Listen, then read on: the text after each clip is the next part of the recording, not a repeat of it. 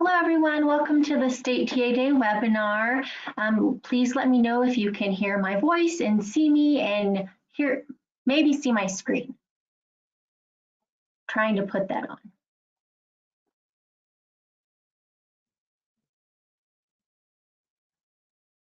All right, thank you guys so much. So big announcement here, my husband went back to work to his real office, so I will have a better background in my real office next webinar, I promise. My lighting's kind of off. So things to look forward to, right? But anyway, we do have a packed agenda today. So we're gonna go ahead and get started with Melissa. She'll be providing us with the Colorado Shines QRS update. Melissa, go ahead. And am I able to share my screen? Yes, hold on.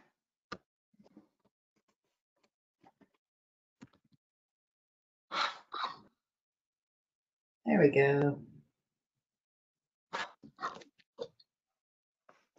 We can see it. Okay. Perfect. All right, so I'm just going to give you guys some updates on Colorado Shines ratings and just where we're at with the process today. All right, so we have virtual information sessions that have started. So we'll be offering 3 a month at different times from September to November. Definitely have participants register at that link there. And when I'm done presenting, I'll copy a couple of links in chat just so you guys have them. But they register on Clayton's website for the sessions, and we are at we are capable of having 200 people attend. So they have not filled up yet, so there's plenty of room to get folks in. Each session does have a different focus. So one is all audience, and that occurs on the first Saturday of every month. And then the second one is provider focused, and that's on the second Monday.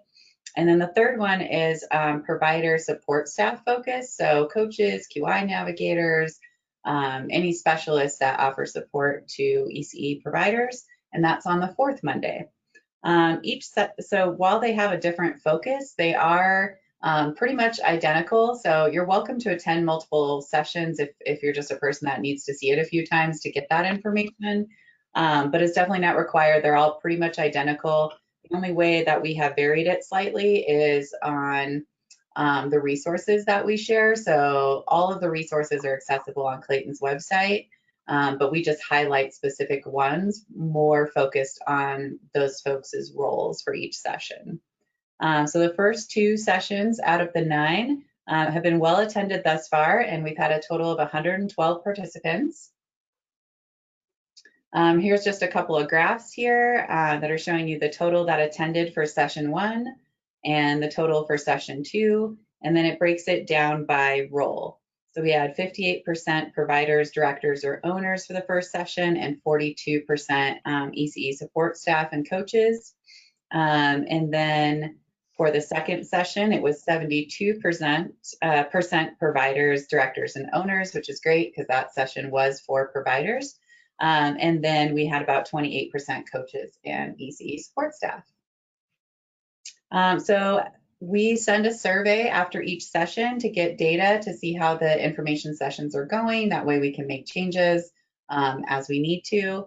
And approximately 40% of participants thus far have completed the survey. So 88% of those participants have been through a Colorado Shines rating previously. When we asked them if they found the information session helpful or informative, we had 95% rate this as a 4 or a 5 on a 5-point scale, 1 being not helpful and informative, and 5 being extremely helpful. So we're really excited about that number. Folks are saying that these are helpful and informative to them. And then 5% rated at a 2 or a 3, so there's not any 1s. And then how prepared do you feel for a virtual rating was another question we asked them, or to support someone going through it. And for that question, it was on a 5-point scale as well, 1 being not prepared at all and 5 being very prepared. So we had 68% of participants rate this at a 4 or 5, and 32% rated this at a 2 or 3. So most of the questions that were asked during this session or collected in the feedback form were around logistics. So how do I submit my application? Is that changing? What does scheduling look like? Documentation submission and clarification on the resource information shared during the session.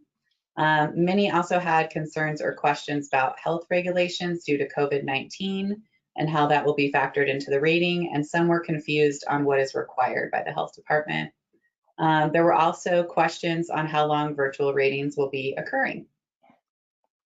So we got some positive feedback from these sessions that I pulled directly from the surveys. So majority of that was very positive. We had many folks that were very appreciative for the Q&A portion of the session, as well as just the opportunity to have the information session overall.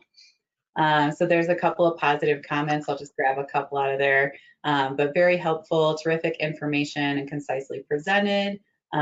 She really appreciates all the work that they have put into creating this training. It was very helpful. We are anxious, but taking one day at a time, and I know that we can do this too. Thanks for the encouragement. So you can read over those couple of other positive quotes there that we received in our feedback. The only feedback that we received that was more constructive or like ideas for changes was about a handful of participants said that we were going through resources kind of quickly. So we've already done some revisions on our end just to make sure we slow it down a bit and go through those resources we're sharing during the session a bit more thoroughly. So there's lots of ways to get resources still. So definitely, again, Clayton's website, I'll throw in a couple of links for you guys. While we're in pilot, all of the resources are located on Clayton's website. So definitely go there for anything you need for virtual ratings. The resources could be updated or revised as we're going through the pilot phase, which is what we're in right now. So we're almost done piloting with the first cohort, and the second cohort is just starting to get their orientation calls. So after the pilots and we get more information, we may revise these. So definitely check back frequently. And we'll always have a version date on the resource document itself, so you'll know which one is the most current. And then information sessions, of course, register for those. That's a great resource and a great way to get more information. Colorado Shines Q&A sessions. So those are the third Friday each month for providers or provider support staff that are either in the rating or preparing for. And then assessment associates are a great resource. If you guys have questions or providers have questions, they can reach out to their lead assessment associate. And then, of course, QI navigators, counsels, and coaches as support as well. So these are the resources available. This is just a little screenshot of Clayton's webpage and kind of how these are structured on there. So you'll see the resource is in the bolded orange. You click on that and that'll open up a separate document that you can download, save, whatever you would like to do. And it includes a description underneath each one. So that'll let you know which resource you need and you know what it entails. So here's all the resources listed. We have the virtual rating FAQ. That's a live document that we're going to keep updating as we get more questions and any more common questions that come up in the survey or just in the sessions in general. We'll be adding to that. Life of a virtual rating, that is a nice one-page document that really highlights the whole process from start to finish and what it looks like. It's a good visual resource. And then we have the virtual ERS video tips. So those are to help providers present the best video possible. And then we have not applicable indicators. So anything that we have NA'd, we've highlighted on these documents for each scale. So you can go in and figure out which items have been NA'd. Then they have the walkthrough video resource. This is a more detailed resource to plan and prepare for your ERS video. And is also a great resource for coaches to utilize to help programs prepare. And then we have the virtual rating ERS evidence checklist. So this is for centers and family homes. This is a checklist for providers so they can just go through and check off, you know, that they've captured everything in their video. And then the modified virtual evidence guides. So those are for centers and family homes. Those are also accessible on Clayton's website.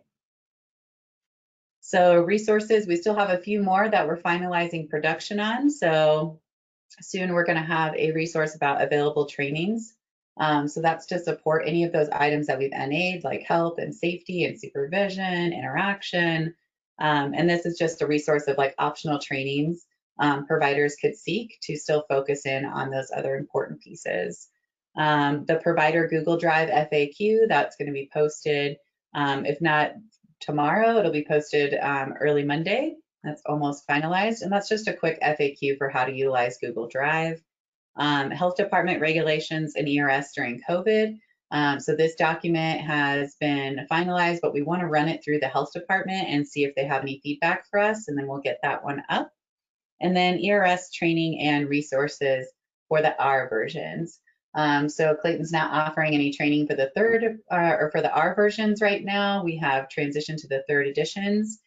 So we have a spot on our webpage that's going to tell you how you can get our version training if you would like as you prepare. So some talking points that we would love some support from you all if you get questions from providers. These are some things that have been coming up most often either in sessions or in the survey or we're getting emailed about. So I thought we would highlight some of our big questions right now. So we want folks to submit an application no matter if they are planning to engage in the virtual rating process or not. So we will check to see if folks are ready before we schedule, but that's a good way to get into the queue and to also ensure that your rating level will not drop. So if you're a program that's re-rating, you definitely want to make sure you submit your application on time so you can hold your rating level. And we got a lot of questions on how to prepare. Really, the first thing you need to do is read and utilize all those resources on Clayton's website. Credentials, we've had some questions around that. So per usual practice, we will be evaluating those from current data within the rating window. So if you had, submitted documentation previously, those credentials are not going to carry over with you. We need to evaluate that in your current rating month. Only ERS evidence is going to be submitted through Google Drive. So a little bit of confusion on which evidence goes where, but it's only the ERS like videos and pictures that are going to go in that Google Drive. Everything else for your documentation, for the indicators, that's going to be uploaded as it typically is within the system. And then indicator evidence documentation submitted during the pause of ratings will not need to be resubmitted, but we definitely are encouraging providers to review that just to make sure it's all accurate. Currently, the modified evidence guides are only available on Clayton's website. So if you go to the Colorado Shines website, they're not updated yet. And that's only because we're in this pilot phase and we could make some changes and we'll transition things at a later date once everything's more final. Another thing we like to stress the importance of here is that there's no fancy technology needed to record your ERS video. You can absolutely use a cell phone or a tablet, and we want you to film that when children are not present.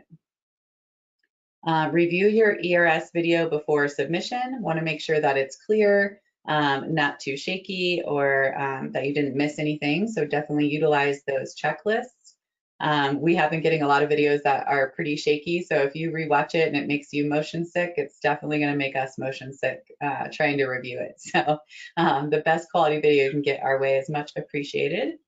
And then narrate your video as much as possible and supplement with pictures as well. So if you do a walkthrough and you didn't feel like you captured everything that's in the block center, for example, very thoroughly, then take pictures of your block center and show us what it looks like and submit that. So picture video is optional, but sometimes it's a good way to highlight things if you feel like you missed something in your video or just didn't show it the way that you wanted it to. And then no need to set up your classroom or playground the way it was pre-COVID. We've had a lot of questions around that. We really need to evaluate how your classroom is currently, not what it looked like before. Follow all of the health department regulations as we always recommend with the ERS scales. Those regulations need to be followed first, and providers are not going to be penalized for following COVID-related regulations. Majority of those have already been NA'd. And then do not wait until the last minute to submit your ERS video. We've had some folks submitting, on the very last day, the 30th of the month, and It's really hard for an assessor to view all the evidence and then prepare questions and then turn around and prepare for the interview. So do your best to get it in before the last day of the month if you could. The Zoom teacher interviews are very similar to how interviews occurred with the lead teacher in person after the observation. So nothing has changed there. We're still asking questions from the scale. The only additional thing we're doing is we may ask some additional clarifiers from the video evidence if it wasn't clear. Beyond that, that question process is the same. And then at this time, we don't have an estimation of when typical ERS observations will resume. That's been a big question. We're just following the pandemic closely and then guidelines from the health department. So those are some talking points that we hope you guys can help us get out into the community as you get questions as well. And that is everything I had for you guys today. Thanks so much, Melissa. We will move right along to our PDG Family Engagement Manager, Amanda Culbertson. Are you ready, Amanda? And do you have slides for us? Hi, yeah, I am ready. I do not have slides. Just okay. Let's see if my video will work. We can see you. Awesome, thanks. Thank you so much for having me today. I'm really here to introduce my new role, connect with you all, and then I have a Colorado Shines Brighter strategic plan announcement ask. So I've worked with most of you in my past role with the ECLC. I started with the preschool development team this past month as the family engagement manager. As the family engagement manager, I'm responsible for managing projects under the preschool development grant that maximize parent and family knowledge, choice, and engagement in their child's learning and development. So this effort, this also includes an effort to increase family leadership, ensure families across geographic regions and culturally and linguistically diverse communities are meaningfully engaged in the preschool development work. Some of my goals for this position are to meet families where they already gather, learn how to engage with them, learn from parents and families on what they need and what they want, to better inform all families and connect them to existing resources, services, and programs in our early childhood system, to learn about barriers to connecting to those services and programs, empower family choice, and engage families in their young child care and education, and to partner with other state, regional, and local partners to develop and strengthen new partnerships to ensure all families are informed about and connected to the services they need. So where I'm starting is I would really love to connect with you all and learn about your family engagement efforts. You might have seen an email that Heather Hannah forwarded from me. Thank you, Heather, if you're on this call. I am starting trying to understand what people are already doing in this space. I really don't want to duplicate any efforts. So, and I want to learn from you all and the amazing work you're doing. So if you are working on any family engagement efforts, please email me and let me know, and we can find a time to chat, to connect. I just would really like to coordinate and work together. So I can add my email to the chat in a minute here. The second thing that I'm here to discuss is the update to the Colorado Shines Brighter strategic plan. So Colorado committed to an annual review with an update to the Colorado Shines Brighter 5-year strategic plan to incorporate new findings from the ongoing needs assessment, recommendations from program evaluation and continuous quality improvement, and ongoing stakeholder feedback. So part of this work also includes the development of a landscape analysis of organizations and efforts that are moving the strategic plan strategies forward. So our ask is if your organization is working on moving one of these strategies forward, or you're doing something to achieve the goals outlined in the strategic plan, to please share them with us through a survey. I will add that link to the chat box as well.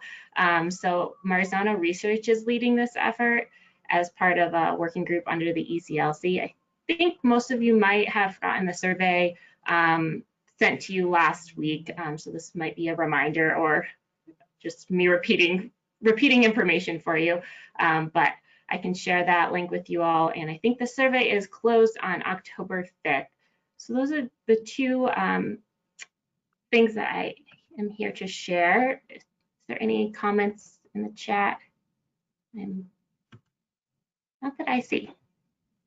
Yep, if you guys have questions for Amanda, you can go ahead and type them in the question box. And then Amanda, if you don't mind, send me those links you were talking about, because we'll have a follow-up email that'll go out tomorrow morning. And we'll share that with people that attended and that weren't able to attend. I will do that. I will send my email and the Google form to you to send to everyone. Well, thank you all so much for letting me join the meeting. I'm really looking forward to working with you all and connecting with you. So thank you. Have a great day. Thanks so much. We'll move right along to the PDG coach strategy, and we have Stacy Kennedy and Sarah Roberts. I always want to call you Sarah Rogers, so I had to double check that. Sorry. Sarah is newer to our team. Anyway, and will Stacy or Sarah be presenting? I have slides to share. Okay, you have slides. Wonderful.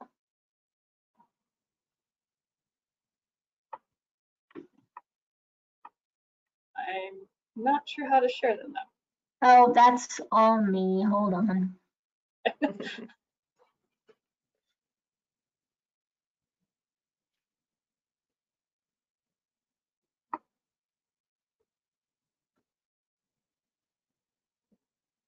Not technical difficulties, folks. This is just Monica issues. I apologize. I have a little box that disappeared somehow. So bear with me.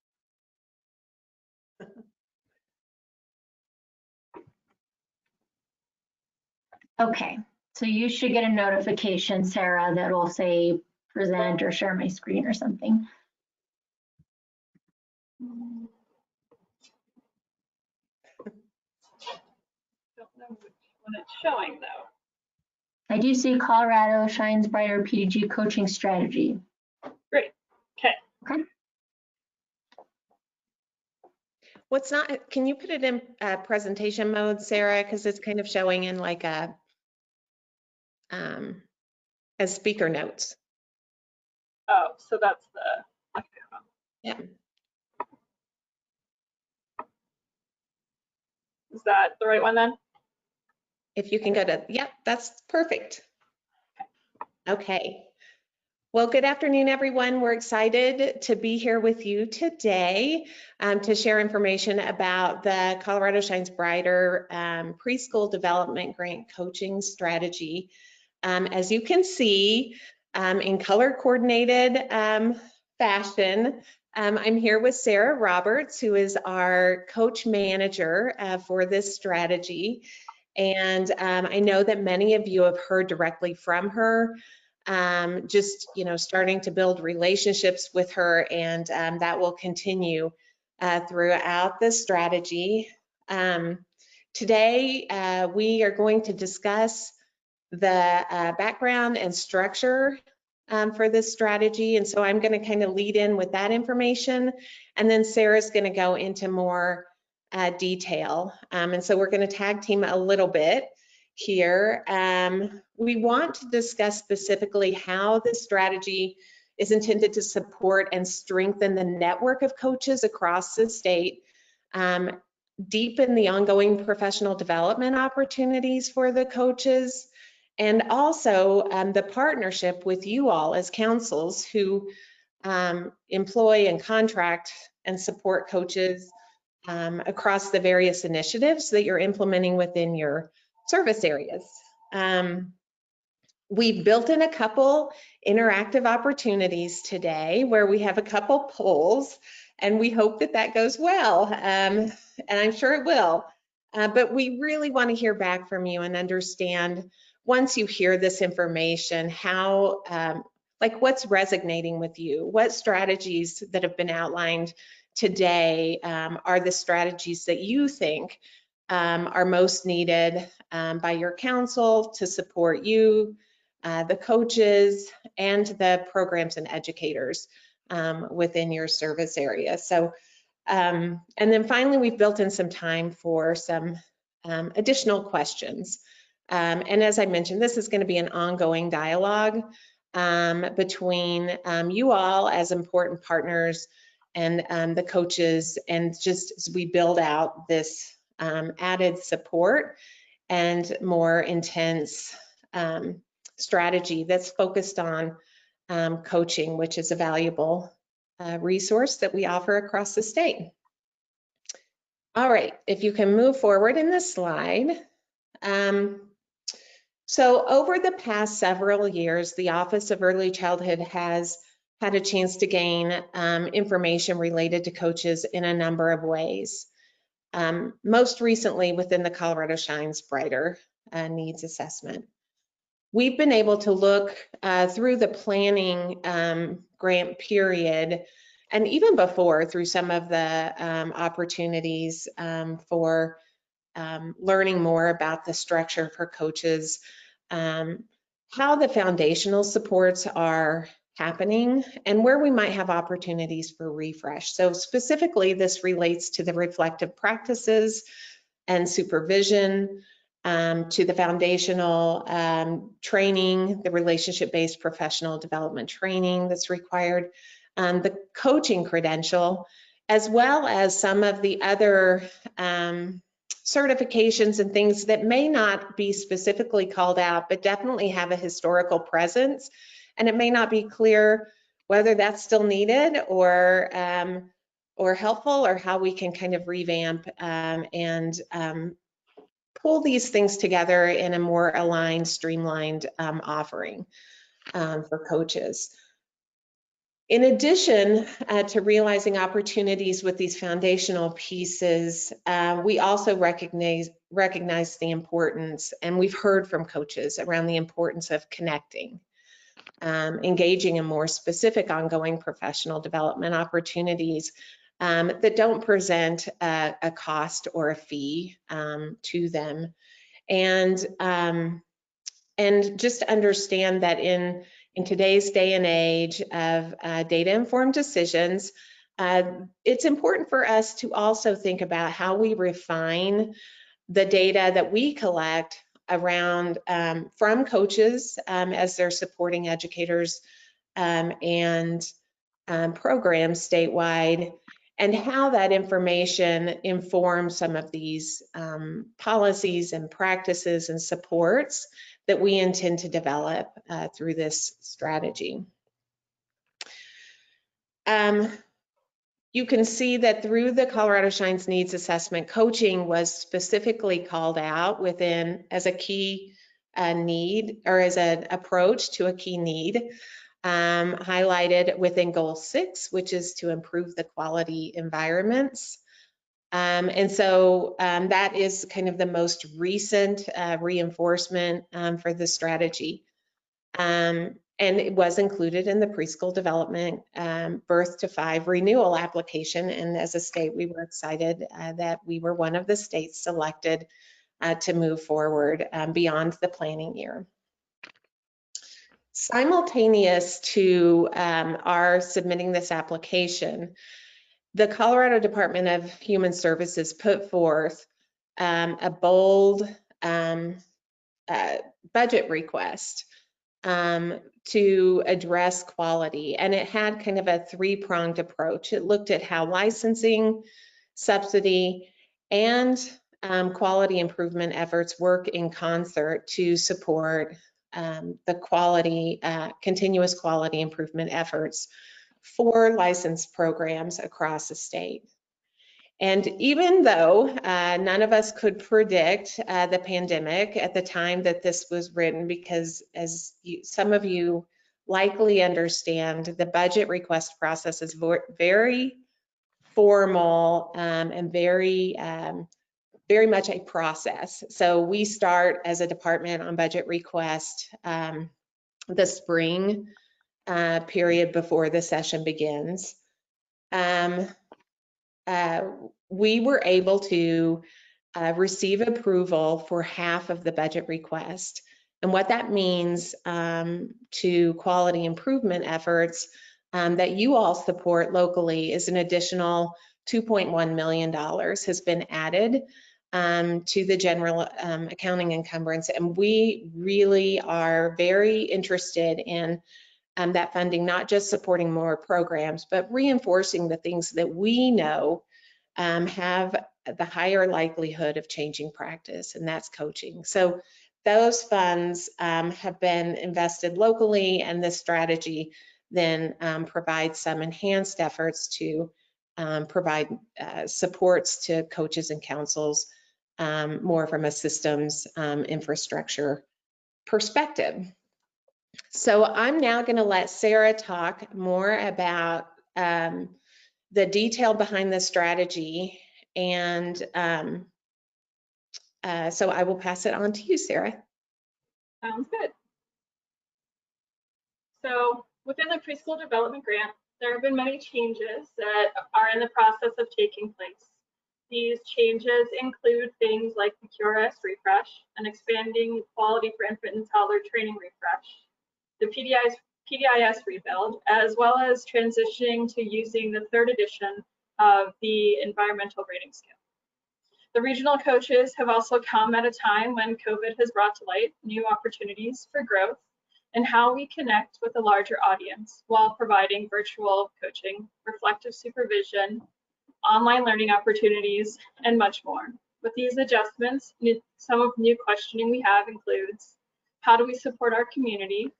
How do we learn from the early childhood councils to build ongoing relationships with stakeholders? How can the regional coaches support the changing systems? And how can the regional coaches support the needs of early childhood councils and the council coaches working within communities statewide? It is through this collective commitment to coaching that we will be able to gain a greater understanding of the needs that are specific to our communities and respond to the needs in a way that expands on the work that is already being done. The regional coaches will be working with 3 groups: councils, council coaches, and providers, including directors, educators, and program staff. For these relationships, the regional coaches will collect and share data that will guide further professional development and ongoing support for council coaches. From the conversations that I have had the privilege of engaging in so far, the councils have expressed that coaches are in need for greater connection to other coaches within their area and across the state. I've also learned all of the different ways that councils are diligently working to meet the needs of the providers in the counties, and that the councils want to be supported, but in ways that can be felt even after the PDG ends. And for these reasons, the role of the regional coach will look different depending on the region and the needs of the councils, and always with the overarching goal to be supportive and to be building relationships. In order to offer the most support, the regional coaches will be working with select councils in the state based on geographic location. Through virtual connections, the regional coaches will have a greater reach across the state and opportunities to meet face-to-face once that becomes an option again. In year 2, we are planning to add 2 additional regional coaches. These additional coaches will most likely be placed in more rural areas on the eastern and western edges of the state. These positions will help to strengthen the effort within the PDG coaching strategy.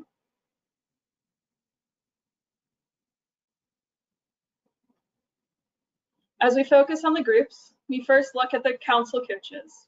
The regional coaches will spend a chunk of their time working with these coaches that are already putting in the much needed support with providers. What do we currently think this work will look like? We plan to engage the regional coaches in ongoing data collection around the needs and wants of the council coaches. This work began in 2019 with a coaching navigator survey, which showed the OEC that for coaches and navigators to be successful, ongoing professional development and training is needed. It also provided the OEC with more information about some of the barriers that coaches face, including the types of training being offered, where they're being offered, and how often. This survey, along with conversations, shows the ongoing need for coaches to connect. The regional coaches will offer opportunities for council coaches to engage in reflective supervision with others from the region. They will also offer opportunities for council coaches to engage in rolling professional learning communities. And these topics will be based on the interest of the coaches in the areas. These PLCs will also give the OEC a window into the training that is needed, giving us an opportunity to create new learning opportunities that can be housed in PDIS. Regional coaches will also provide assistance to the functional changes in PDIS, like coaching hours being reflected and recognized as eligible ongoing professional development activity, and with the automation of the coaching credential process.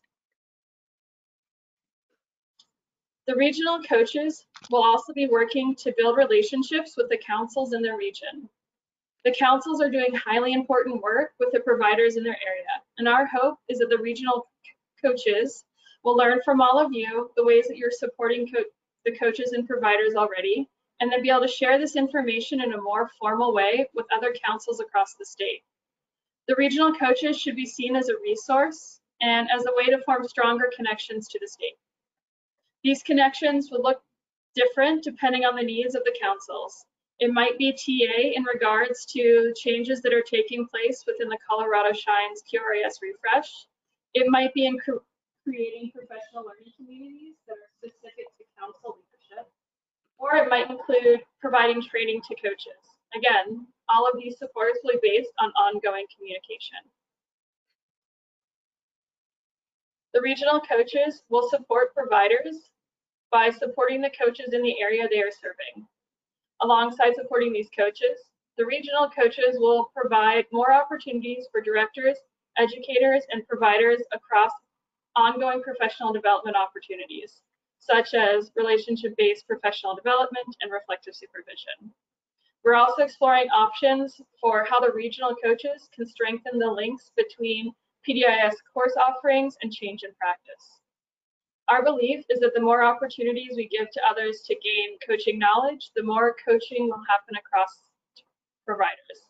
At the OEC, we understand that these regional coaches will be in the field for a limited time, so the work they're doing needs to be more about lifting up coaches and providers in their knowledge and connecting the coaches rather than providing direct coaching. Regional coaches will also be able to offer guidance related to specific coaching models and other quality initiatives. The final way that regional coaches will be a support is in how they're connecting with myself and the other coaching staff at the OEC. The data collection and relationships they're building will inform next steps to engage with coaches. The regional coaches will be building on the data, asking more targeted questions, revisiting the knowledge that we already have, expanding upon it. This targeted feedback will inform ongoing professional development opportunities for coaches. The OEC understands the need to act on suggestions that come from the data that has been collected. In the data of the Coaching Navigator survey shared your insights, and the OEC responded by the creation of a position within the instructional design team that was specific to coaching. It is these types of outcomes that we hope will grow and support the regional coaches and in turn, all of you. What these regional coaches are not. One aspect of this position we want to address is what the regional coaches are not doing. They are not coming in to fix a wrong. They are here to provide professional development and to create connections between council coaches, while also expanding on the pool of coaches to continue the work. The OEC understands that the regional coaches are not council coaches, and they will be doing, and the work that they will be going to do must look different. It is through the relationship between regional coaches and councils that we'll be able to provide a way forward for everyone. And we look forward to deepening these relationships with all of you over this coursework. We hope this has been able to provide you with a better understanding around the work of the council coaches, and we'd love for you to take a moment for a short poll and let us know what you are thinking might be the best support for your specific council. You should be able to pick more than one answer, and here is our try at launching a poll for the first time. Crossing my fingers.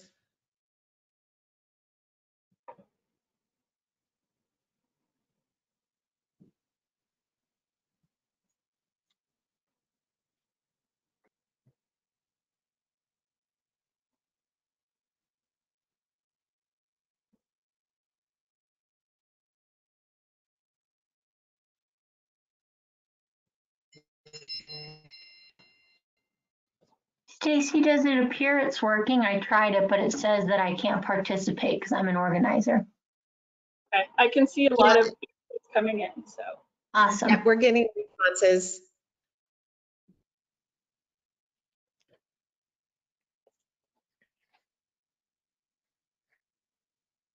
We just have one comment so far. It says, great to hear that the hard work that coaches are doing will be supported and strengthened by the regional coaches. And that is exciting. We've been talking about this for a while, but it's really happening. So yay. Yeah.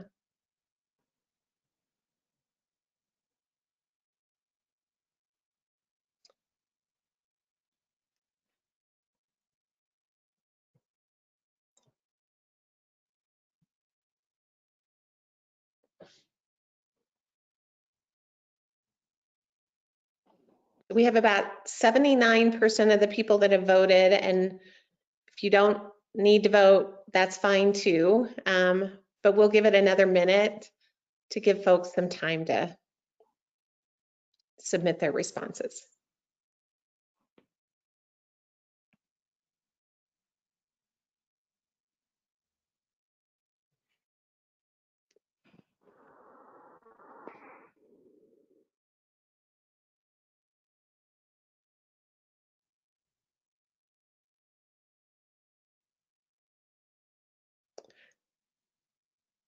So Sarah, oh, just as soon as I said that, there's a few more votes coming in.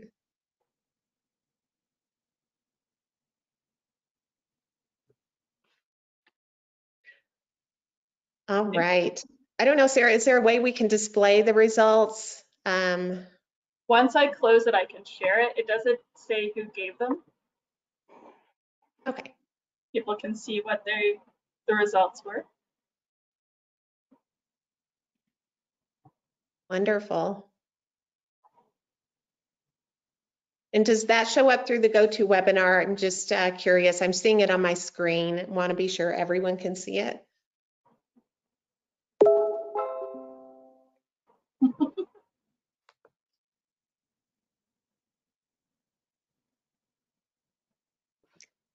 Can one of our attendees, oh, yeah, they confirmed that they can see it. Thank you, Stacy Petty. Yes, thanks, Stacy.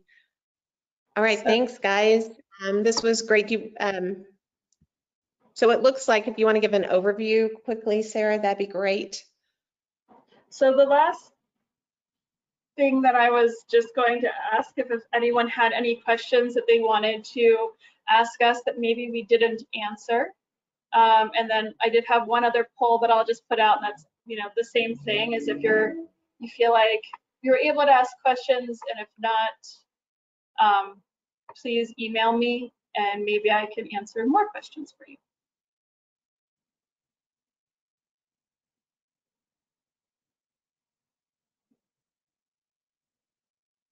And we'll continue to have this as an agenda and also build out those opportunities that we've talked about with the opportunities to network, et cetera. So we're very excited about the strategy and this kind of continued partnership that we'll be having with all of you all as our local partners. I'm wondering, I just maybe we'll use this time as folks are chiming in on the second poll to say that we received a really strong response to the 4 field-based coach positions that recently closed. And we're starting the interview process. And so we'll definitely keep you all up to date. We'll be excited to introduce you all to the expanded team once we've made final decisions.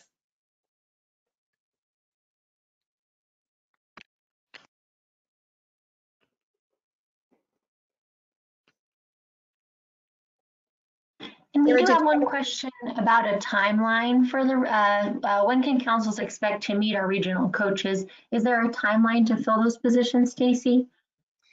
So the position just closed on the 22nd, and usually I can just give a general overview of the timeline of our HR process. So there will be 3 phases to the process. The first is the process that our human resource department will go through to make sure individuals meet the personnel quals. And then those folks that move forward will go through an initial interview process that consists of a Q&A process.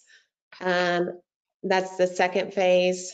The final phase will be with the usually about 3 of the candidates.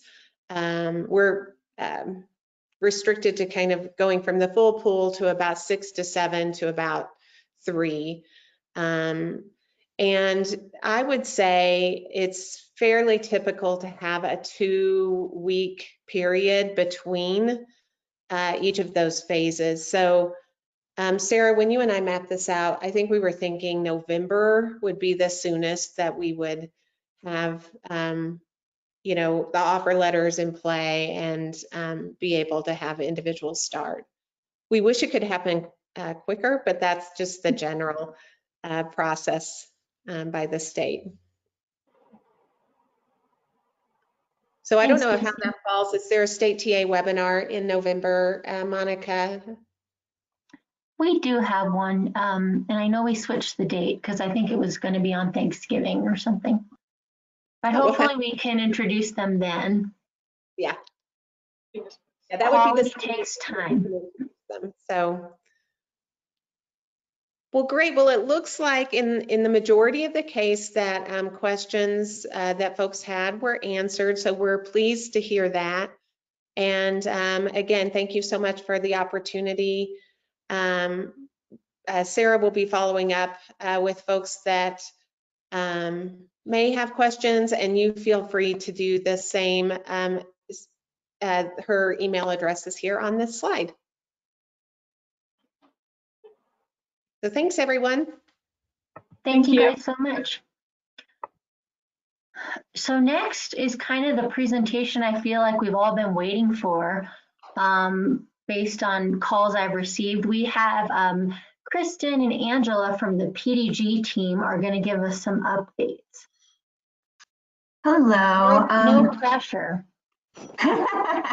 So this is Kristen Lang. I'm just going to take a moment to get my camera on and are you going to present, Kristen, or is Angela? I am. Okay. Yeah. Are you going to send me a little presentation button thing? Okay, great. All right. Okay. So are you seeing? I can see your slides, but they're very small. If you want to make them. Make them yeah.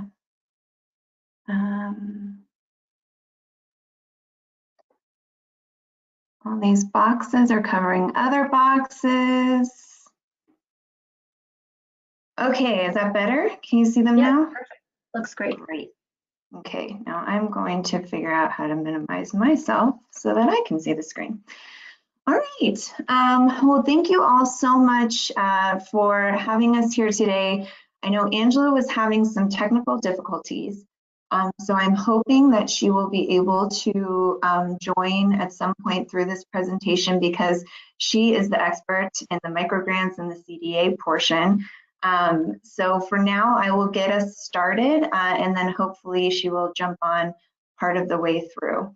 I'm not going to be able to monitor chat or anything like that because I'm terrible at multitasking. So Monica, if you can let me know if anything comes up. Thank you. All right. So yes, we're excited to review some of the strategies that are actually active right now that we have talked about before. So I just want to, before we launch into that discussion, talk about where to find more information about these strategies. Just a reminder about where we've posted those resources. So on the Office of Early Childhood website, we have sort of provider-facing updates about various strategies through the Preschool Development Grant, and that's under the Colorado Shines Brighter PDG Birth Through 5 tab that you'll see. That's the second yellow arrow here. And with that tab, providers can see sort of all of the information they need to know about how to apply for various opportunities. So again, when you're interacting with the provider community, please drive them to this particular tab of the website so that they are able to stay up to date about what's available now, what might have closed but may be available next year too. And then we have a different set of resources for you all on the Early Childhood Council tab, which is that first yellow arrow on the left-hand side of the web page. And what we've posted on there for you all are documents that are more relevant to Early Childhood Council. So for example, with the business supports strategy, you'll find all of those guidance documents and other resources, the link to that shared drive where we've posted the shared contact sheet between the ECCs and the Small Business Development Centers. All that is going to be in that Early Childhood Council tab for you.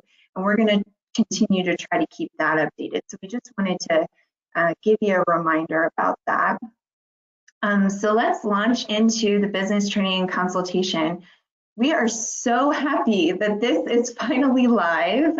It was, real fun bureaucratic delays for a while there with accounting and purchase codes and all this kind of stuff.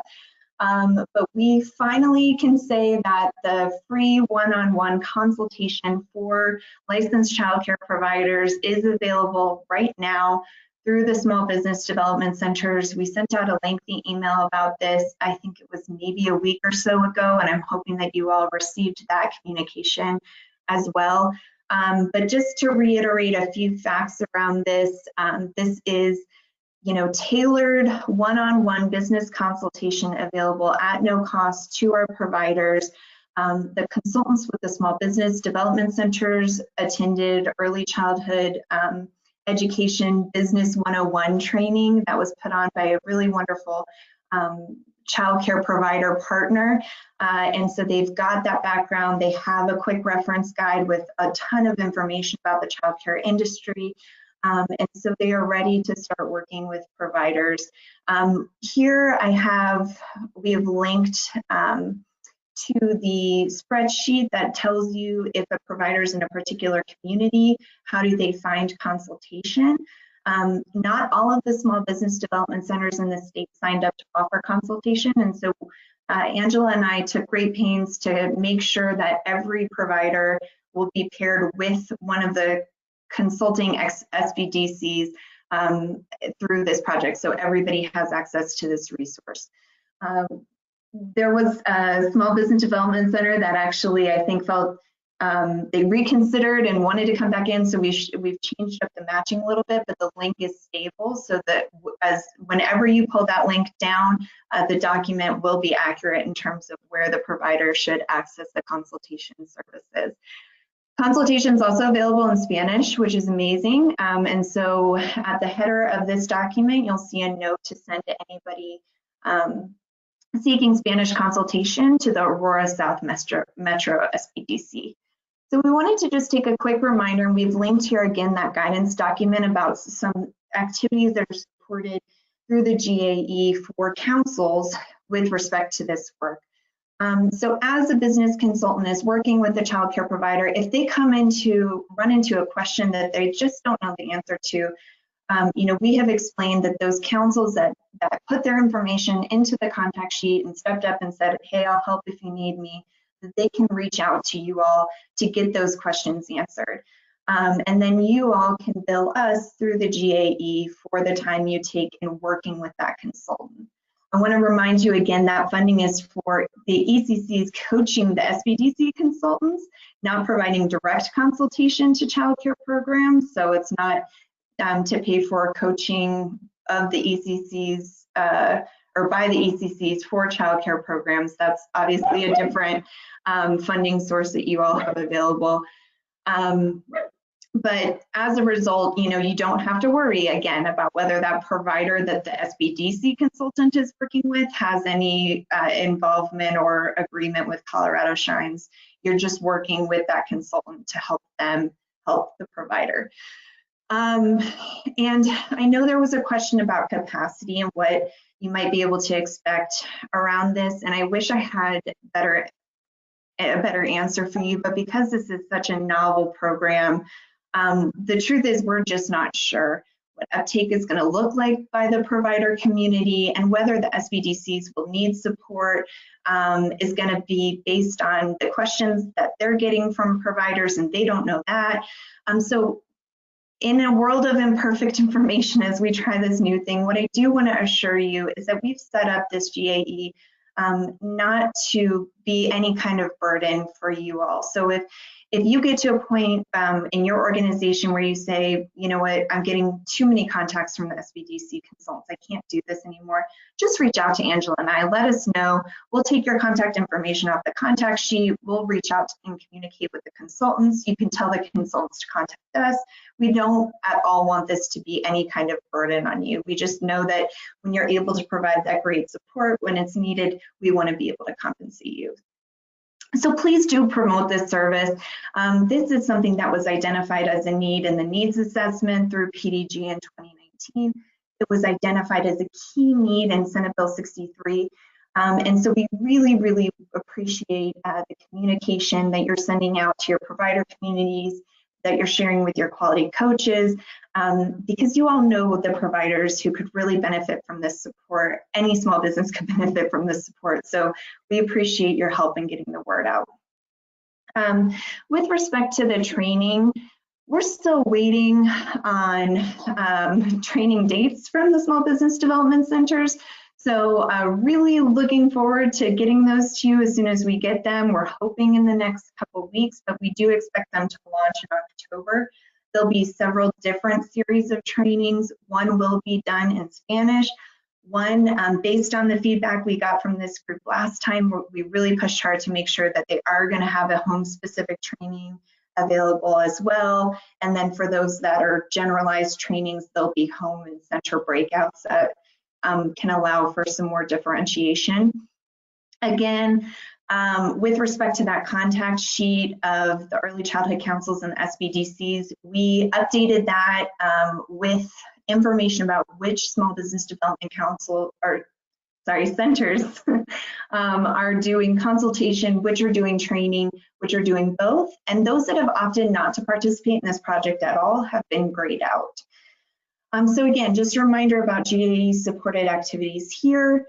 You can, if the SBDC, one of the SBDCs who's doing a training wants support in having a council review their curriculum, they may reach out to the council that's in their sort of natural catchment area to ask for that support. And then if you do provide that support, you can bill us for that time. And then also we have asked that each SBDC have at least one ECC representative attend those training sessions, again, based on feedback from councils, that we know having someone there with that perspective to be able to answer those industry specific, system specific questions that the SBDC trainers may not be able to ask or answer rather, is really important. So again, those training SBDCs, if they reach out to their sort of local ECC and say, hey, can you attend our training? And you're able to do that, you can bill us through the GAE, again, in accordance with all the guidance we've sent about that process, because it does look different from what you all normally do. So again, yes, please promote the trainings when they are live. They have gone through the training alignment process. That was a requirement of our contract. So providers who attend can obtain professional development hours. I want to pause real quickly here.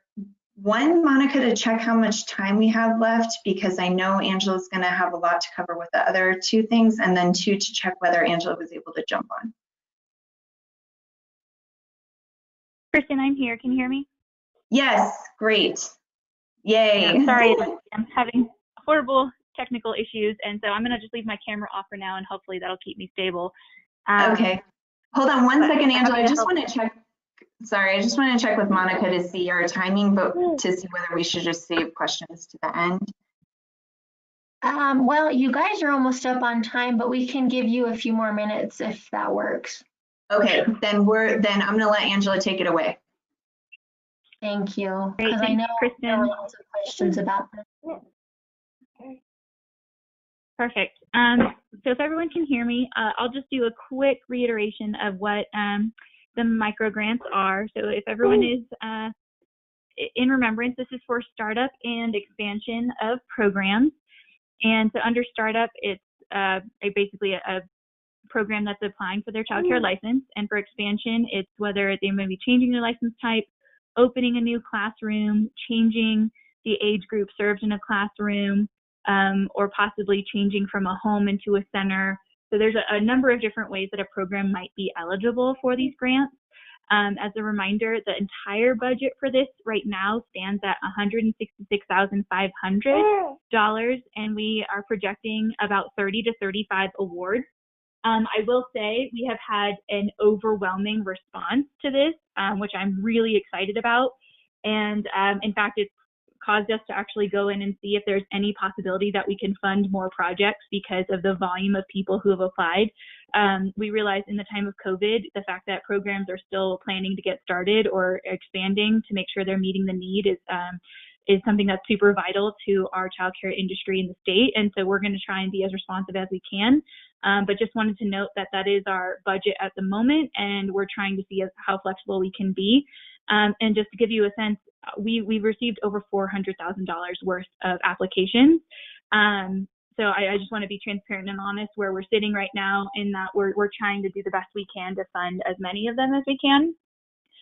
With that being said, I do want to note that we're not likely to do a second round in 2020, and that we probably will open up the next round in 2021 just to accommodate as many of these projects that we received applications for early.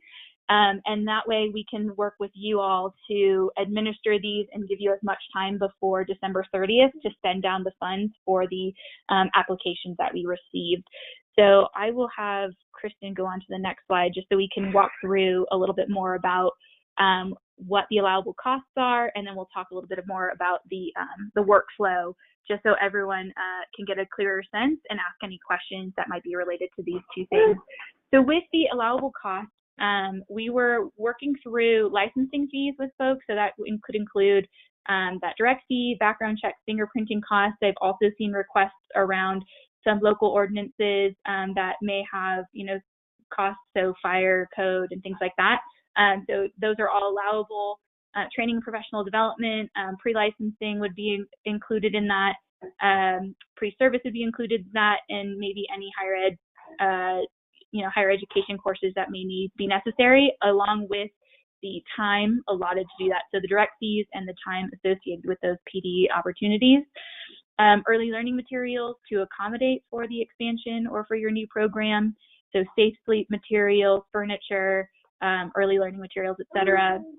Technology, we were talking about direct software investments, so anything that might be helping you with your business administration, attendance tracking, things of that nature, word processing, and then hardware, so tablets, computers, etc., whatever they may need, printers, so they can accommodate any of their services, childcare health consultants, especially in the time of COVID, making sure that people have the medication designations they need, or if they want to go over their COVID health plans and things like that, they could meet with their health consultant to do so.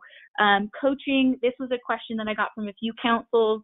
So this is not intended to necessarily fall under the regional coaches, but we should know ahead of time if a program is applying for coaching. Because we have that limited budget, we have to approve it ahead of time. So this won't be the same as the drawdown for other projects, but we will let you know if somebody did apply for coaching within their application. Handbooks and marketing materials and record keeping, again, to kind of go in accordance with licensing rules. We know that record keeping is essential for kind of that information safety purpose. And then again, if you have new slots available in your program or your new program getting started, marketing is going to be really important to let people know of your services in the community. And then kind of that major concern around PPE. We know how expensive it is to get those sanitizing materials for your program, masks, et cetera. And we know that's driving a huge cost for programs. So that was in addition to the allowable cost for this. It's important to note the exclusion of capital projects. Unfortunately, due to the way the federal PDG funds were built, we aren't allowed to fund anything that is a capital related project. We wish we could have done fencing and things like that, but it's just not in the cards with PDG funding. And I did want to note that people are still allowed to apply for CSQI funds, whether it's capital or coaching. They're allowed to go after all the other COVID relief funds that are out there through the governor's office and things of that nature. And I'll remind you, on that coaching page, or on that ECC page on the OEC website, there is a TA document that will help you understand a little bit more about other capital projects or other funding streams that can support things like capital projects and other quality related projects and things like that. So those are things that shouldn't necessarily be in these applications, and we'll check on that. But wanted people to know that they can continue to apply for other grant opportunities in addition to this. This is really around increasing license slots and helping new programs get started. So let's go on to the next slide. I'm trying to go quickly so we can get through some of the workflow questions.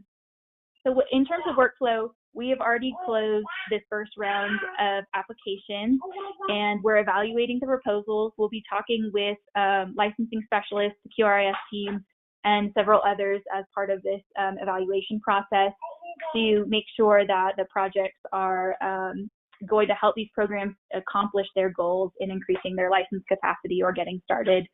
And then we'll send that letter of approval to the program and to the council and let them know what the approved budget is. And if there's any changes that we need to make ahead of time, the program will know that. So I've already actually reached out to several programs that maybe their budget didn't attach correctly, or they asked for materials for school-age children, and I've let them know that those, there were issues with that budget. So we're working with them to get a budget that meets these needs so we can go through the evaluation process. We didn't want that to be a hurdle or to disqualify people prematurely.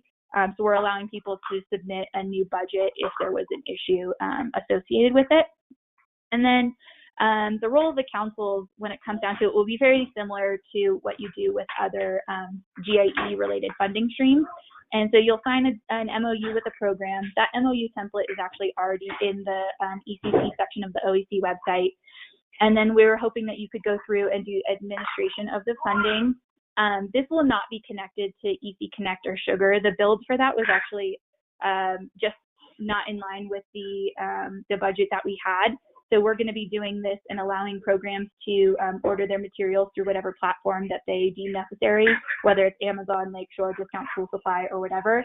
If you, the council, want to help them go through EC Connect and Sugar if they're already a licensed program, I think that that's fine if that's something that's easier for you to administer the funds that way. But we did not build our process into Sugar for that purpose. And then you'll use your existing invoicing process to draw down from those GIE funds. And then reporting will occur in early 2021. And when I skipped over the 10% indirect on whatever's utilized for the project. So if a project is $3,000 and they utilize the full budget, the council would receive $300. And then for centers, if it was $6,000, the council would receive $600 for that administration of the grant. So I will pause there. I know that was a mouthful and I went really fast, but I did see there was a question around cameras under technology.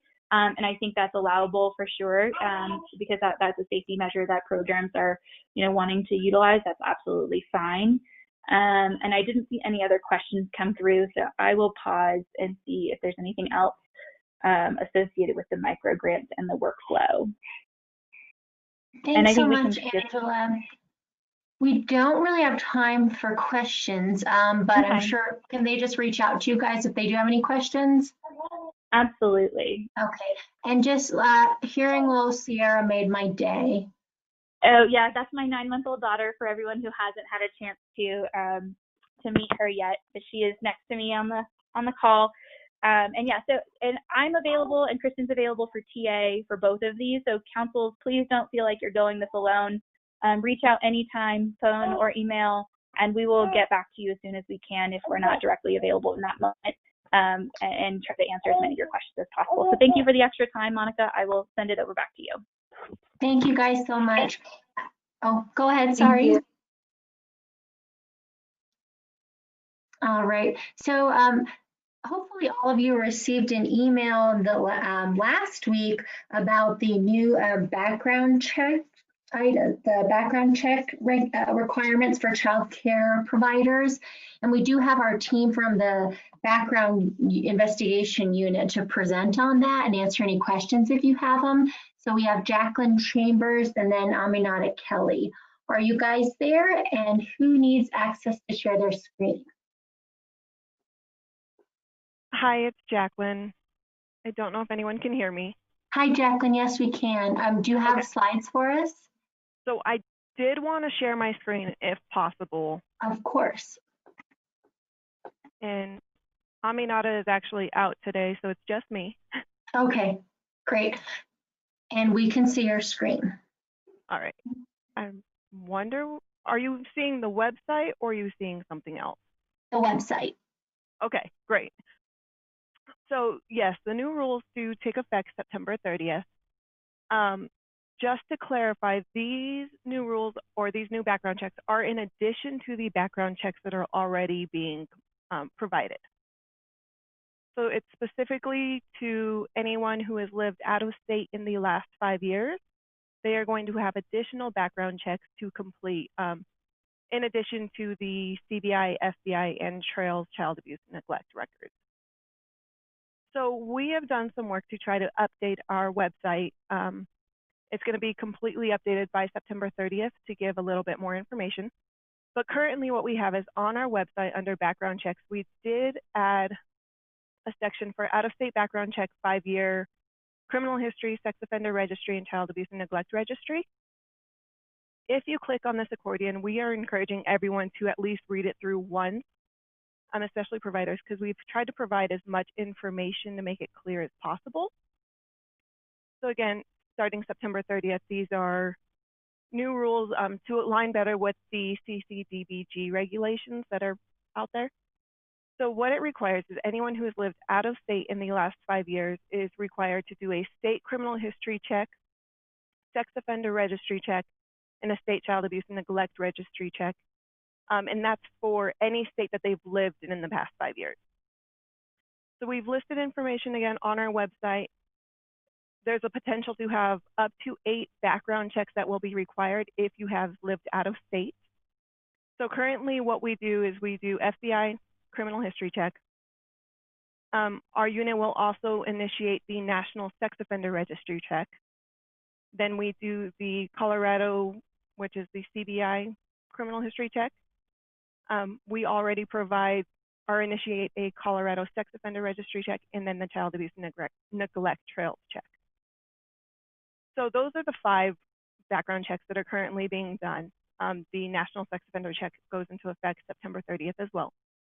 The additional background checks are for anyone who has lived out of state in the last 5 years. They will have to provide the state criminal history check, the sex offender registry check, and the child abuse and neglect check. So within this website, we've actually put in a link. And if we click on this link, it's going to take you to the Interstate Child Care Background Contact List. So this is a contact list for all the states, and it kind of helps them navigate to what department they need to speak with in the states they've lived in previously to obtain the information they're looking for. So it has their criminal background checks, what agency they can contact, the sex offender registry check. If they have a website, we provided the website for them as well.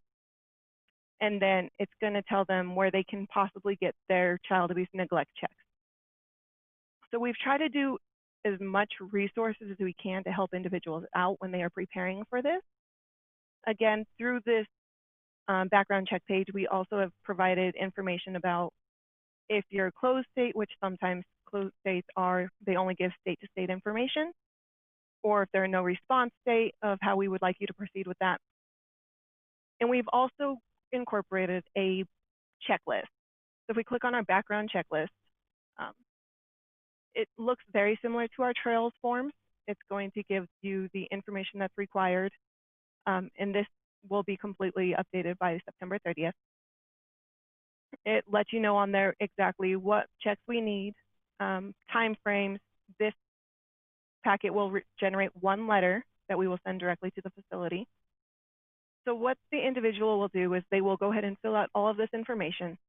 It's going to ask them, have they lived in a previous state in the last 5 years, yes or no? If yes, they're going to go ahead and enter all of their information for every state they've ever lived in. It's going to have on here the date that they completed their criminal history check, their sex offender check, and their child abuse neglect check. They will actually do all of these background checks on their own, gather all the information, sign this checklist, and provide it directly to their facility or to their provider. From there, we are asking the provider to compile the packet, keep a copy on file for them, and then forward us the packet. We will then review all the criminal history background checks and form a results letter based off of that information. So again, this is only for individuals who have lived out of state in the last 5 years. If they've been in Colorado in the last 5 years and longer, it does not apply to them. They just continue doing the regular background checks. Is there any questions to that? We do have one question. It says, was it showing, what is showing is the login for CCCLS? Is T the intent? Is that the intent?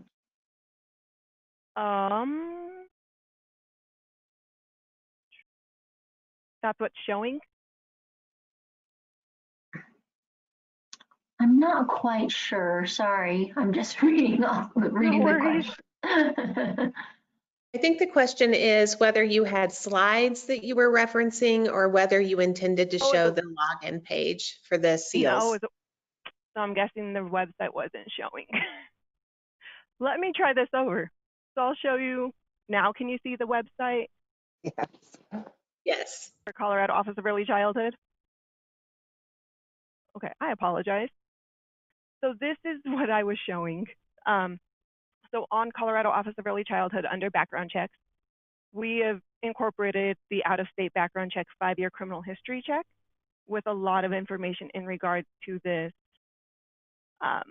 these new rules. So this is what I was encouraging that everyone at least read through once to get a better idea of how it works and what we require. Within this information is where we have provided a link that's going to show contact information for the states for criminal background checks, sex offender registry checks, and child abuse and neglect checks to help them get started. It is going to be their job to make sure that they're contacting the right agency for the state that they previously lived in the last 5 years. The other part on our background or on our webpage is we have created a background checklist. And this is what the background checklist currently is. We're in progress of fixing any errors, but it will look like this. It's going to tell you exactly what you need to do before getting started. Where do you send the completed forms, as well as all the information that it's going to have them provide. So the state they've lived in, the dates they've done these background checks, and at the very bottom, they will sign the checklist just acknowledging that the information is true and accurate. So they will provide all 3 of those background checks for any state they've lived in previously, along with this background checklist, and send it to their provider in their facility. And then we ask that the providers or facilities keep a copy on file for their files and mail us the full packet of all the information. If that makes a little more sense now that you can see it.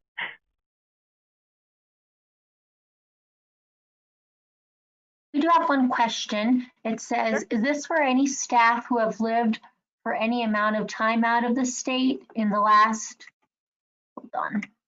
in the last 5 years? For example, let's say I lived out of state for 3 months in the past 5 years. Yes. So anyone who has lived out of state in the last 5 years, regardless of the amount of time you were there, it is a requirement. And Jacqueline, when does it go into effect? September 30th. Does anyone else have any questions for Jacqueline? And hopefully everyone received that email with the notification that things were going to be updated. Yeah. And in our unit currently, we've received a lot of phone calls, a lot of emails. So we're trying to make sure that people understand it as well. And so like I said, we try to do as best as we can on this website to put as much information out there and make it as clear as possible. I definitely do encourage having providers and facilities and individuals read through it at least once to get a better understanding of it.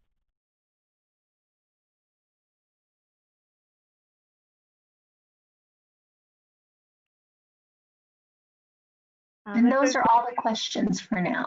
Okay, great. There's no other questions. I mean, anyone can always reach out to us. We can always clarify any questions that they have as well. There was one that popped up. Is there a cost?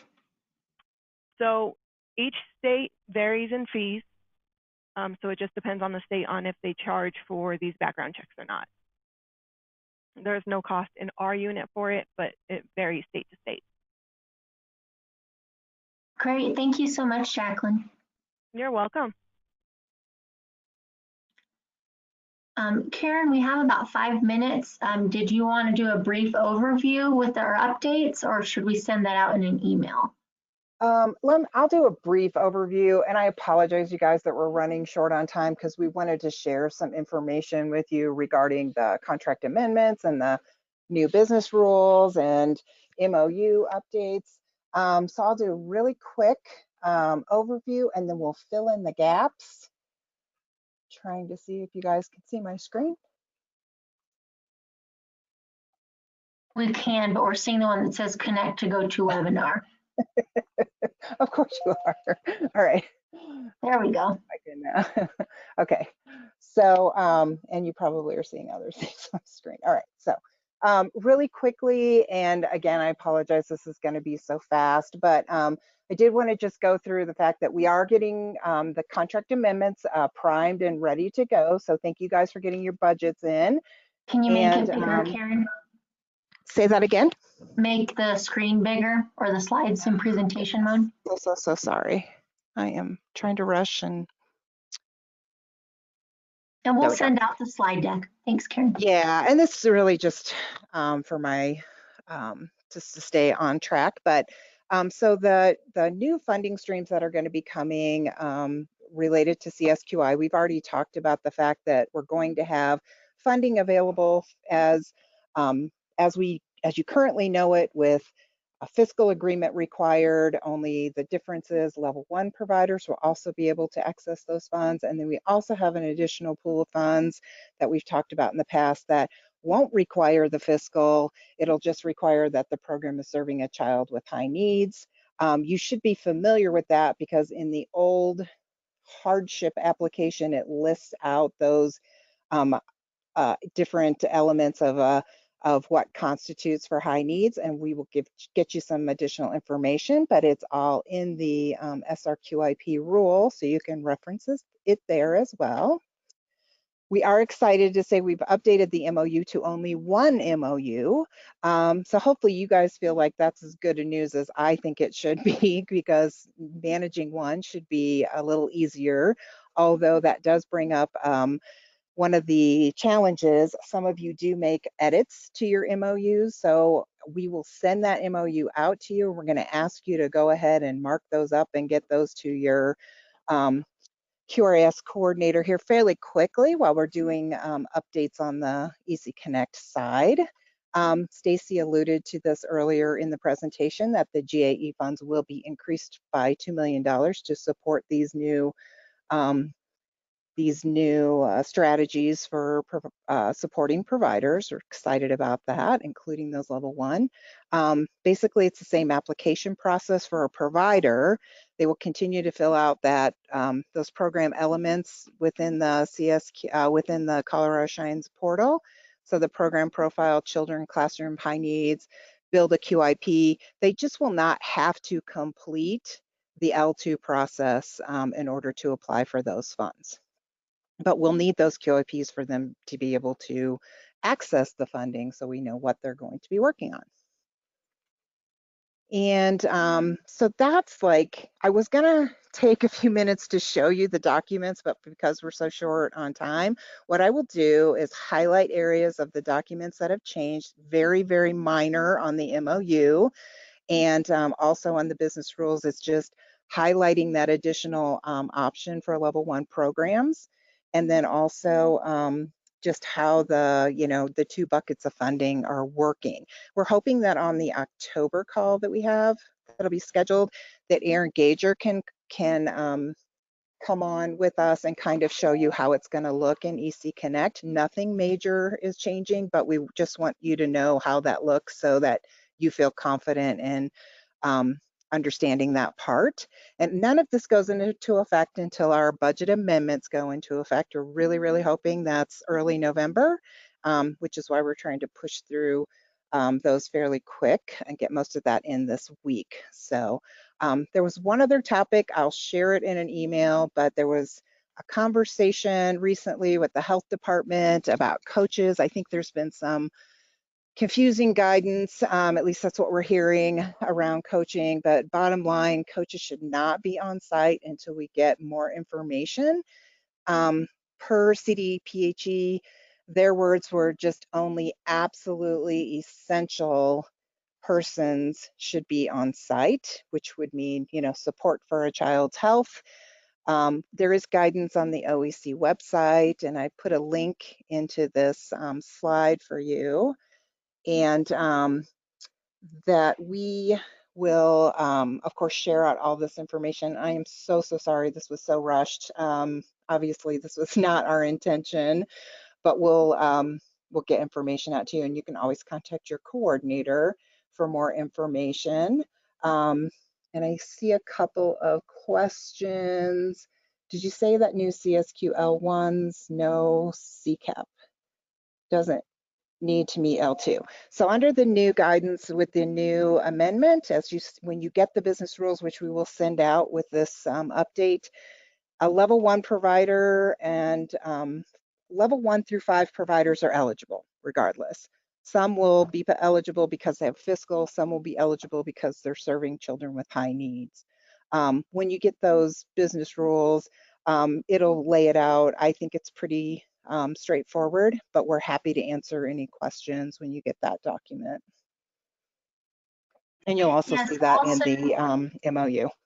Yeah, we'll send out all this information in a follow-up email, and then please reach out to Michelle, Charlie, or myself with any questions, because I think you will have some. Yeah, of course you will.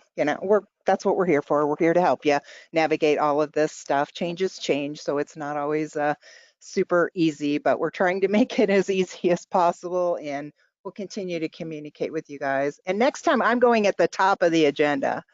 So anyway, well, take care, everybody. I hope everything is going well in your corner of the world and that you're all well, and we look forward to talking to you soon. Thank you guys so much. Have a great afternoon.